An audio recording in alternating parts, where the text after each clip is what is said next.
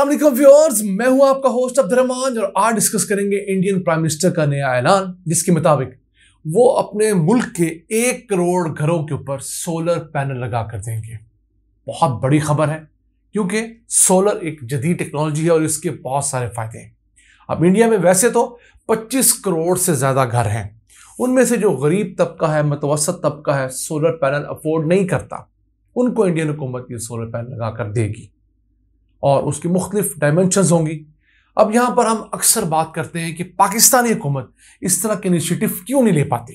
क्या वजह है कि हुकूमत पाकिस्तान ऐसी स्कीम्स नहीं लेकर आ रही जिसके तहत लोगों को आसान शराइत पर और बिला सूद कर्ज देकर सोलर पैनल लगाने में मदद दी जाए। उसकी सबसे बड़ी वजह यह है, हमारे मुल्क में पिछले 30 सालों के दौरान लगने वाले प्राइवेट पावर प्लांट्स, जिन्हें IPPs कहते हैं।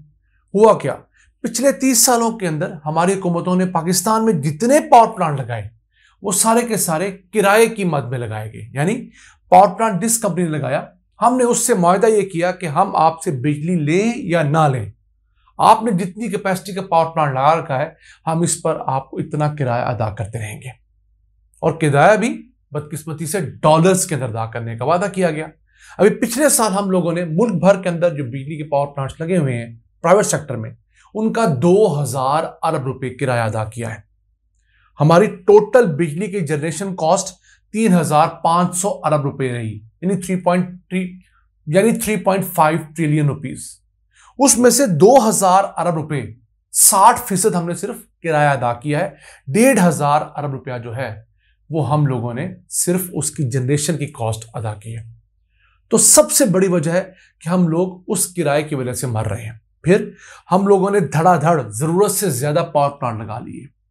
मुल्क के अंदर इस वक्त जो इंस्टॉल्ड कैपेसिटी है बिजली पैदा करने की, वो 45,000 मेगावाट की है। और सर्दियों में आजकल हमें जो मैक्सिमम बिजली चाहिए होती है वो 14,000 मेगावाट चाहिए होती है। तो हमने अपनी जरूरत से भी 3 गुना ज्यादा सर्दियों के हिसाब से कैपेसिटी लगा रखी है।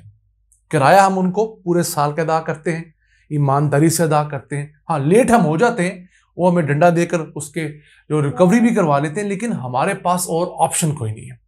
तो जो हालात हैं, इन हालात में हमारी रियासत इस तरह की स्कीम देने के काबिल ही नहीं है। क्योंकि अगर हुकूमत पाकिस्तान इस तरह की स्कीम लाती है तो उसके 2 बड़े नुकसान होंगे। एक तो हमारा इंपोर्ट बिल कई बिलियन डॉलर्स बढ़ जाएगा। फिर हुकूमत को उस इंपोर्ट बिल के साथ साथ लोगों को सब्सिडी देनी है, तो उसमें पैसे कंट्रीब्यूट करने पड़े होंगे। फिर इसके साथ साथ मुल्क के अंदर एज सच सोलर पैनल बनाने की, इन्वर्टर बनाने की कोई फैसिलिटी नहीं है। तो वो सारे के सारे नुकसान भी पाकिस्तानी रियासत को होंगे। दूसरा ये कि जब ये तमाम प्रोडक्ट लग भी जाएंगे, अगर घरों के ऊपर सोलर पैनल की स्कीम लगा भी दी जाए, तो हमारी नेशनल डिमांड नेशनल ग्रिड से कम हो जाएगी। इस वक्त अगर हम 14,000 मेगावाट ग्रिड से ले रहे हैं तो वो कम होकर 13 या 12,000 मेगावाट हो जाएगी। तो जो 2,000 मेगावाट की यूजेज कम होगी, हमें तो वो बेहतर लगेगा, लेकिन हुकूमत पाकिस्तान ने उसका किराया अदा करना ही करना है। और उन पावर प्लांट्स के ठेके हम लोगों ने 30 साल के लिए किए हुए हैं। इसी वजह से हुकूमत पाकिस्तान इस किस्म की कोई स्कीम ला नहीं सकती, खा कोई भी हुकूमत हो। शहबाज शरीफ ने अपने गुज़िश्ता वज़ीर आला टेन्योर के अंदर एक स्कीम लगाई थी, उजाला स्कीम, जिसके तहत 2 लाख स्टूडेंट्स को सोलर पैनल दिए गए थे, जिसके जरिए लैंप चल सकता था। लेकिन वो स्कीम भी बड़ी हद तक नाकाम हो गई कि हमारे यहाँ गर्मी के इलाके हैं, जिस कदर गर्मी है, अगर सोलर के ऊपर लैंप के साथ पंखा ना चले कम से कम एक, तो वो चीज वायबल ऑप्शन नहीं है।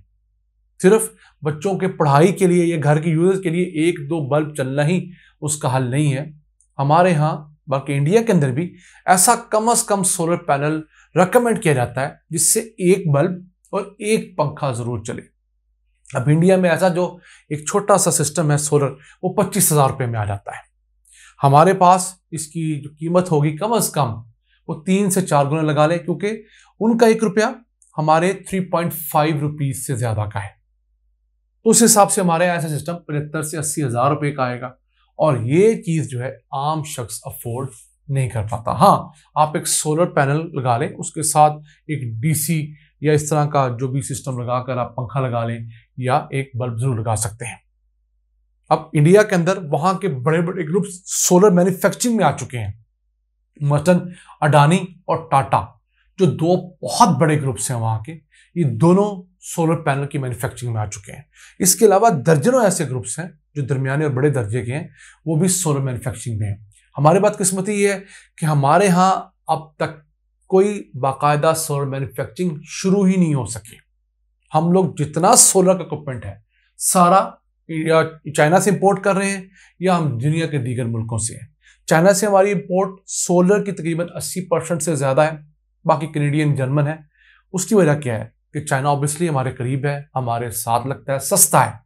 कैनेडियन जर्मन जो टेक्नोलॉजी है वो महंगी है, और बहुत सारी सूरतों में ऐसे होता है कि वहाँ की कंपनियां भी चाइना में मैन्युफैक्चर कर रही होती हैं, सिर्फ उसकी क्वालिटी और स्टैंडर्ड्स उन्होंने मेंटेन किए होते हैं।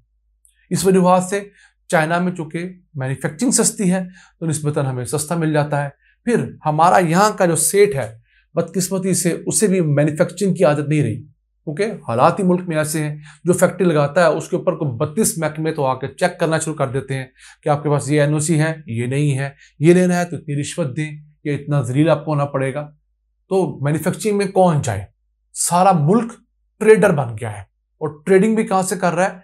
आप जाएं चाइना, वहां से माल लेकर आए और यहां पर आकर बेच दें, और मुल्क को उसका जो नुकसान हो वो तो हो, आपकी जेब तो गर्म होगी ना। फिर जो यहां की चीजें चाइना में बनती हैं, नौकरियां वहां क्रिएट होती हैं, डॉलर हम वहां भेजते हैं। अपने पास हमारे लिए खाने को डॉलर नहीं है सच, लेकिन हम धड़ाधड़ हर साल कोई 22-23 बिलियन डॉलर्स की जो चीजें हैं वो चाइना से इंपोर्ट करते हैं।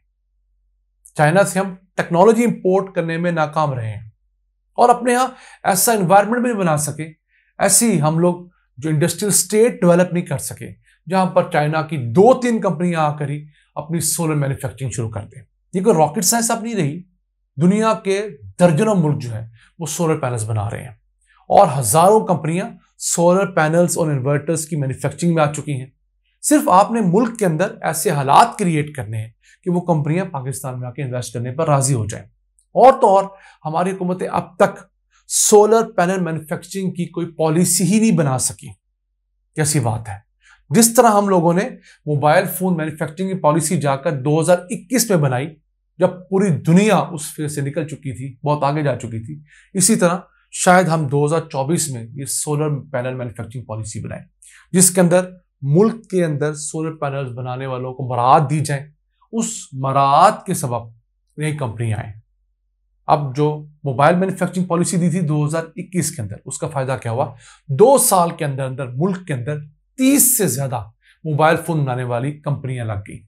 कराची से लेकर लाहौर तक, धड़ाधड़ सैमसंग तक, ओप्पो, इन्फिनिक्स, ये तमाम मुल्क के अंदर मोबाइल फोन बनना शुरू हो गए। क्यों? पॉलिसी एक थी, उनको पता था हम फैक्ट्री लगाएंगे, ये हमें मराहत मिलेगी। सैमसंग तक कंपनियां पाकिस्तान आई, सिर्फ आईफोन रह गया।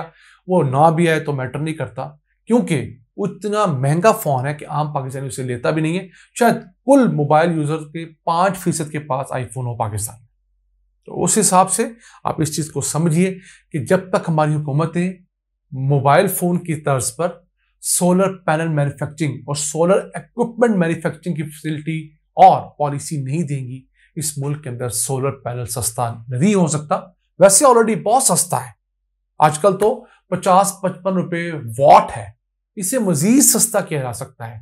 इन्वर्टर्स महंगे हैं, इन्वर्टर्स को मजीद सस्ता किया जा सकता है, क्योंकि इन्वर्टर्स की प्राइस में इतना फर्क नहीं पड़ा। नाज़रीन, ये था आज का एपिसोड। हमें उम्मीद है हम आपको एक और रेफरेंस से अपने हालात हादरा समझाने में कामयाब हुए होंगे। अपने मेजबान अब्दुर्रहमान को इजाजत दीजिए। अल्लाह ने के बाद।